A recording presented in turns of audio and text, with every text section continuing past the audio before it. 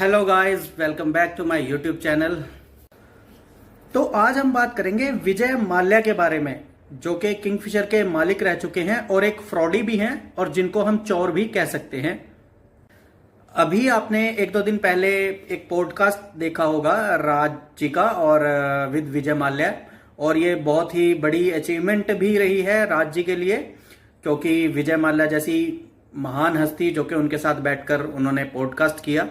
तो इस पॉडकास्ट के लिए रजत जी को बधाइयाँ बहुत बहुत, और विजय माल्या जी को भी हम बधाई देना चाहेंगे कि उन्होंने अपने पिछले 8-9 साल की जर्नी को और जो उनके साथ पीछे बीता, जो हुआ, जो यहाँ की गवर्नमेंट ने किया या जो उन्होंने उनकी गवर्नमेंट के साथ किया और इंडिया की गवर्नमेंट के साथ किया और जो यहाँ के बैंक्स के साथ किया, एसबीआई बैंक के साथ किया, जो भी फ्रॉड, जो भी घोटाला हुआ, उसके बारे में उन्होंने बात की, चर्चा। तो अगर हम न्यूज देखें या फिर पिछली कुछ कही सुनी बातें देखें या फिर कुछ पेपर्स उठाकर देखें, तो जहां तक है ओवरऑल हम सभी को लगता है, इंडियंस को, कि विजय माल्या एक फ्रॉडी है और एक चोर है जो कि अपने एम्प्लॉयज तक के पैसे, सैलरीज नहीं देकर गया और इंडिया से फरार हो गया, रफू चक्कर हो गया, यहां से भाग गया।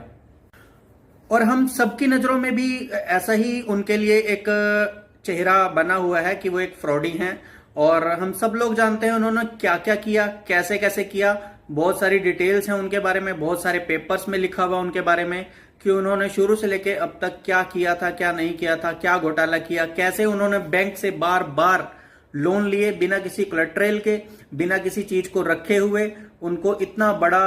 लोन मिला एसबीआई से, इतनी बड़ी बड़ी ब्रांचेस सभी ने इकट्ठे होकर मिलकर भी उनको इतने बड़े बड़े अमाउंट का लोन दिया, 500 करोड़, 900 करोड़, और आज के टाइम में 7,000 करोड़ से प्लस का लोन उन पर खड़ा हुआ है। तो अभी तक तो हमने यही चीजें सुनी है विजय माल्या जी के बारे में, मगर अब जो आपने देखा होगा रजत जी के साथ जो पॉडकास्ट आया है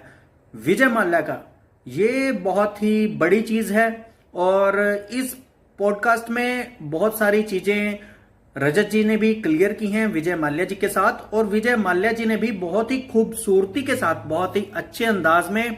अपनी सारी चीजों को, अपनी सारी गलतियों को, अपनी सारी की सारी नाकामियों को उन्होंने नीचे दबाकर, और जो भी उनके प्लस पॉइंट थे, यानी कि जो भी उनकी अच्छी चीजें थी, उनको उस पॉडकास्ट में किसी ना किसी तरह से एक्सप्लेन किया, जिससे कि आज शायद हमें